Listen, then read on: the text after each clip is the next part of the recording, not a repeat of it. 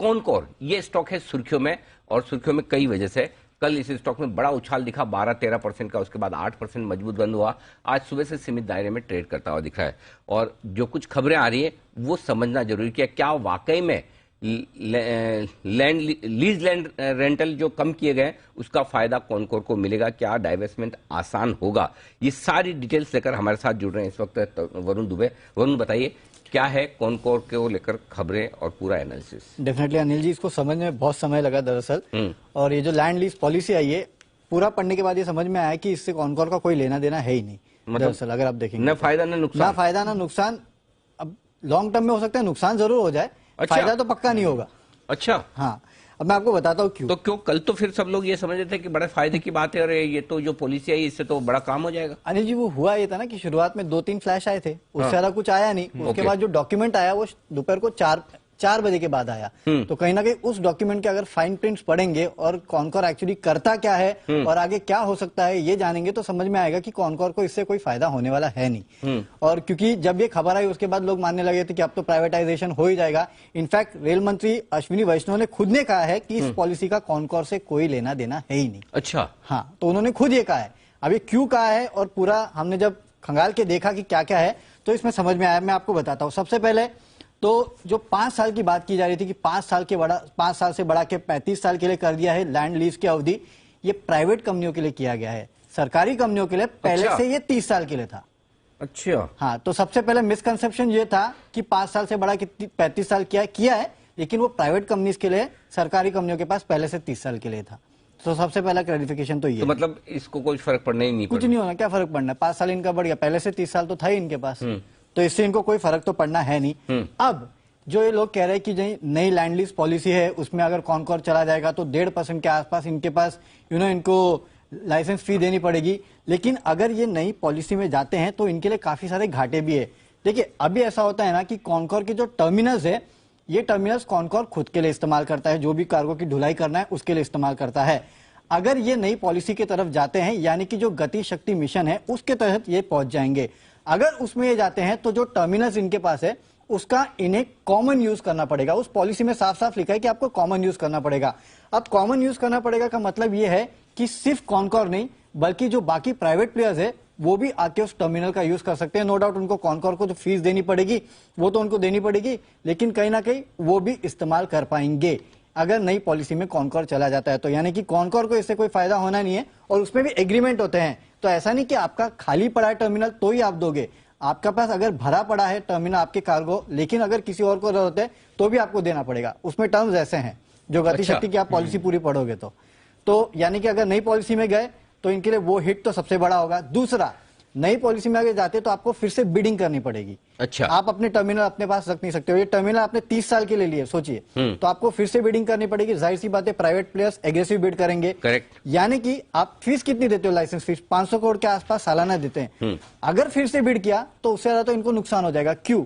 क्योंकि जो बिडिंग होती है ना अनिल जी, वो लैंड के ऊपर बिडिंग नहीं होती है। लैंड जमीन पे कोई बिड नहीं करता है, रेवेन्यू शेयरिंग मॉडल पे बिडिंग होती है। Correct, right, correct. तो उसमें होता बेसिकली ये है कि अगर आपके पास एक लैंड है उस पर एक टर्मिनल बनाया हुआ है, तो उस टर्मिनल के लिए आप बिड करते हो, तो उसमें किस तरह का रेवेन्यू शेयरिंग आप देने वाले हो उस पर बिड होती है। और उसके बाद उससे अटैच जो लैंड है उसके ऊपर एक लैंड लाइसेंस फीस लगाई जाती है, और उस लैंड की भी एक सर्कल वैल्यू होती है। उस वैल्यू के ऊपर आपने वो जो 1.5% है वो देना है। तो जाहिर सी बात है टर्मिनल के लिए अगर आप बिड करने गए तो वो एग्रेसिव बिडिंग होगी, और रेवेन्यू शेयरिंग जो है वो आपको ज्यादा भी करनी पड़ सकती है रेलवे के साथ। इसके लिए कॉनकोर ये तो करेगा नहीं, क्योंकि इनके पास तो 30 साल के आसपास का लाइसेंस है, तो वो गलती करेंगे नहीं। अगला जो बहुत मेहनत की लगता है। अरे अनिल जी, सुबह से यही। अच्छा, इसी में लगे हुए। हाँ। तीसरा, जो लैंड की लाइसेंस फीस है उसमें भी जो लाइसेंस फी 1.5% के आसपास है वो तो फिक्स है ना। अब इसमें हर साल जो वैल्यू है लैंड की उसमें 6% की वृद्धि होने वाली, यानी कि स्टार्टिंग में लैंड की आपकी कीमत 100 करोड़ है तो अगले साल 106 करोड़ हो जाएगी। वो कंपाउंडिंग होती रहेगी। अगर इनने नहीं किया नए में शिफ्ट तो भी इनको नुकसान है। अच्छा, क्योंकि इनको देना है 6% पुराने में, और नए में है 1.5%। तो आप सोच लीजिए 100 करोड़ ये तो कॉनकोर के लिए उल्टा नेगेटिव है। दोनों तरफ से अनिल जी नेगेटिव है एक्चुअली। अच्छा। एक्चुअली इसमें आप खंगाल के देखेंगे तो आपको समझ में आएगा कि दोनों तरफ से नेगेटिव है। अगर इनफैक्ट ये पुराने मॉडल पे चलते हैं तो इनकी फेस वैल्यू में अगले साल काफी गिरावट आ सकती है। गवर्नमेंट को डाइवेस्टमेंट करना है कि नहीं करना, मतलब अब वो सरकार नहीं, इन्होंने तो रेल मंत्री ने खुद ने कहा ना कि प्राइवेटाइजेशन की तरफ कदम है ही नहीं। हाँ, आज जो रेल मंत्री ने जो प्रेस कॉन्फ्रेंस की थी उन्होंने और मैं एक्चुअली है ना ये धन्यवाद देना चाहता हूँ रेल मंत्री जी को, अश्विनी वैष्णव साहब को। उन्होंने बहुत साफ शब्दों में कहा है कि इसका कॉनकोर के डाइवेस्टमेंट से कोई लेना देना है ही नहीं। और इनफैक्ट उनको धन्यवाद देने के साथ साथ एक कंप्लेन भी है मेरी, और वो है कॉनकोर के मैनेजमेंट। हम लगातार कल से आज से कॉनकोर के मैनेजमेंट को ट्राई कर रहे हैं, कोशिश कर रहे हैं कि ये बहुत कॉम्प्लिकेटेड मैटर। आप सोचो, वरुण दुबे जैसा आदमी सुबह से लगा हुआ है सवालों के जवाब लेने के लिए, 10 जगह रिसर्च कर रहा है, पढ़ रहा है, सुन रहा है। 2-3 बार तो आपने फोन भी कर दिया कंपनी को, बहुत बार किया नहीं जी। कॉपकॉम से लगातार पूछ रहे कि भाई बता दो, मेल किया है कि आप इसका रिप्लाई कर दो, कोई रिप्लाई भाई क्लैरिटी दे दो क्या है क्या नहीं, पता तो चले। क्योंकि 10-10%, 12%, 15% आपका स्टॉक सिर्फ इस खबर में भाग रहा है कि डाइवेस्टमेंट हो रहा है, ये बड़ा डेवलपमेंट हो गया, बड़ा डेवलप, और सब लोग यही समझ रहे हैं। सारे न्यूज चैनल, सारे पेपर, सबने कल यही समझा कि इसके लिए हुआ है। आज जब अश्विनी वैष्णव साहब ने प्रेस कॉन्फ्रेंस में बोला तो हमने सोचा कि इसमें अंदर घुस के रिसर्च करनी चाहिए। जब रिसर्च की तो समझ में आया कि ये तो डाइवेस्टमेंट से रिलेटेड कुछ है ही नहीं, उल्टा जो पॉलिसी आई है वो कॉनकोर के लिए नेगेटिव है। लेकिन मैनेजमेंट बताने को तैयार नहीं, बात करने को तैयार नहीं, कोई जवाब देने को तैयार नहीं। आई थिंक एक्सचेंजेस को ये करना चाहिए कि एक सफाई मांगे। कई बार हम जो खबरें चलाते करते तो एक्सचेंजेस सफाई मांगते हैं मैनेजमेंट से, कि बताओ इस खबर में सच्चाई है नहीं है, मीडिया में रिपोर्ट आई।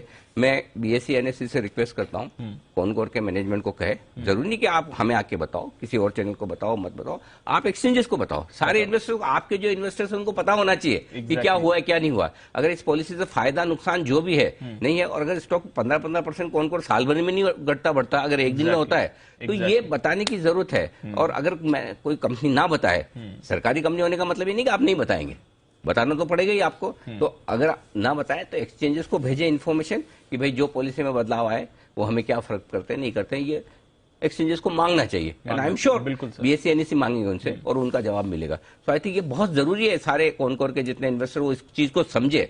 आपको कॉनकोर पसंद आता है, ग्रोथ स्टोरी है, वो सब अपनी जगह, लॉन्ग टर्म इन्वेस्टर है, 3 साल 5 साल 10 साल 15 साल 2 दिन 3 दिन जो भी हो, लेकिन आपको क्लैरिटी होनी चाहिए कि आप किस वजह से खरीद रहे बेच रहे हैं और इस पॉलिसी का क्या मतलब है कंपनी के लिए, वो आकर क्लैरिफिकेशन देने की कॉनकोर को जरूरत है। ये बहुत जरूरी है।